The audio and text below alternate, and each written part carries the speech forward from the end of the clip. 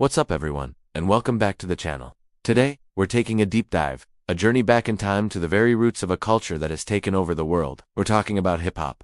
But before the multi-million-dollar deals, the global tours, and the chart-topping hits, there were the pioneers, the architects, the innovators who first picked up a microphone and rhymed over a beat, creating a new art form from the streets of New York. These are the first rappers of all time, and today, we pay tribute to their genius. Our story begins in the Bronx. In the early 1970s, the borough was facing tough times, but out of that struggle, a powerful creative energy was born. At the heart of it all was DJ Kool Herc. While he celebrated as the father of hip-hop for his revolutionary breakbeat, DJing technique, the party wasn't complete without someone on the mic. Enter Coke La Rock. Often hailed as the very first MC, Coke La Rock wasn't rapping in the complex multi-syllable way we know today. He was the original party rocker teaming up with Kool Herc. His job was to energize the crowd. He'd shout out his friends' names, give props to people in the audience, and drop catchy phrases over Herc's breaks. Lines like "You rock and you don't stop" and "Hotel, motel, you don't tell." "We won't tell" might seem simple now, but this was the genesis. He was the first to use the microphone not to sing, but to speak rhythmically and command the crowd's attention. Coke, La Rock, and Kool Herc, along with their crew, the Herculoids, laid the literal foundation for everything that followed. As the 70s rolled on, the role of the MC started to evolve. It wasn't just about shouting out names anymore. It was about storytelling, style, and lyrical skill. This is where groups like Grandmaster Flash and the Furious Five come in.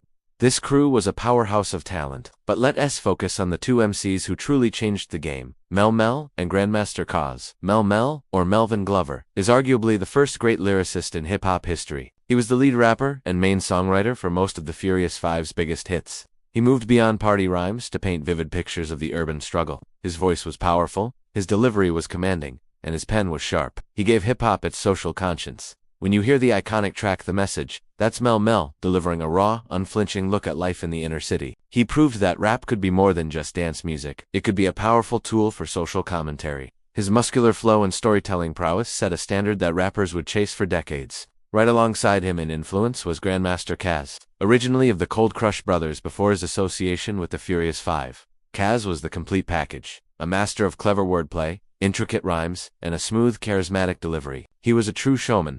Many OGs from that era will tell you that Caz was the MC that other MCs wanted to be like. An interesting piece of hip-hop lore is that Caz's rhyme book was famously borrowed and used for some of the verses in the Sugar Hill Gang's Rapper's Delight. While he never got the official credit or the royalties, his style and his words unknowingly reached a global audience, helping to introduce the world to the art of MCing. And you can't talk about the first rappers without mentioning the one who broke it all wide open, the Sugar Hill Gang. Their 1979 hit, Rapper's Delight, wasn't the first rap song ever recorded, but it was the first to become a massive commercial success. It took the rhymes from the Bronx block parties and put them on radios all across America and the world. The group, consisting of Wonder Mike, Big Bank Hank, and Master G, introduced millions to the concept of rap music. Big Bank Hank, as we mentioned, used many of Grandmaster Caz's rhymes, but the trio's infectious energy and the song's funky bassline were an unstoppable combination. For many people, I said a hip-hop, the hippie to the hip-hop was their first ever encounter with this new musical language.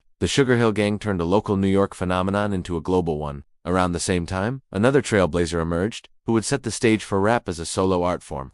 That man was Kurtis Blow. He was the first rapper to be signed to a major label, Mercury Records. In 1980, he released The Breaks, a track that became a massive hit and hip-hop's first gold-certified single. Kurtis Blow had star power. He was charismatic, stylish, and a fantastic performer. He wasn't just an MC, he was a recording artist. He proved that a single rapper could carry a song and an album, paving the way for future solo legends like LL Cool J and Rakim. He toured internationally, acted as a global ambassador for the culture, and showed the music industry that hip-hop had serious commercial potential. These are just a few of the foundational pillars. We have to give massive respect to others like Busy B, Starsky, a master of the call and response, and crowd control, whose battles with Kool Moe Dee are legendary. And speaking of Kool Moe Dee, from the group The Treacherous Three, he was one of the first to pioneer a faster, more complex rhyming style, pushing the lyrical envelope forward. And let's not forget the Funky for One, who were the first hip-hop group to perform on national television, on Saturday Night Live, with Shorrock being the first prominent female MC, a true trailblazer for women in hip-hop. Each of these artists brought something unique to the table. Coke La Rock started the party. Mel Mel gave rap a message.